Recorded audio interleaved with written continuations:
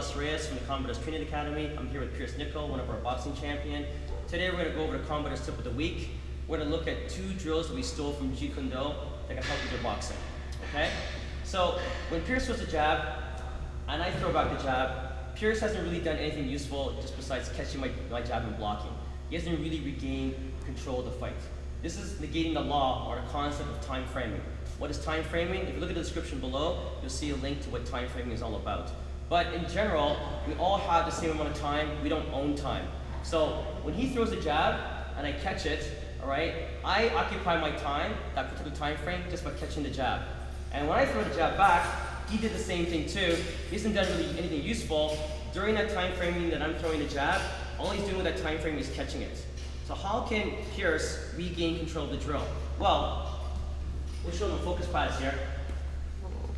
When I throw the jab, instead of Pierce just catching it and then throwing the jab back here, waiting for the pad, what ideally Pierce should do is catch the jab and jab back at the same time.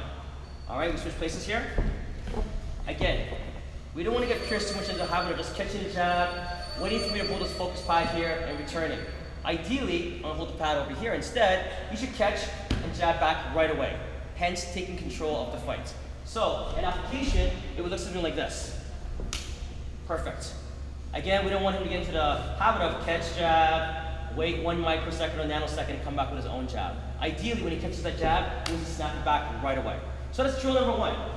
Drill number 2 is against the cross. Now, when I throw it across, typically Pierce parries, and he's got to wait for me to bring his pad back and then throw it across. All right? But again, it kind of negates the law of time framing. All right? He hasn't really done anything productive. Because while my arm's extended, he should be capitalizing on that point right there to throw that cross. But again, it's really good to use the focus pads to give Pierce some feedback, how hard the shot is, how accurate it is, what his distance is like, etc. But if we want to relate this to actual combat, hands-on application, what we want to teach Pierce to do is the minute he parries across, he wants to throw that cross right away.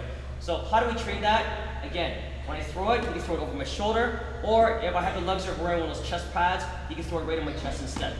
Perfect. Okay? So a typical drill might look like this. When I throw it across, he's going to parry, he throws across right away, and he does some kind of follow-up.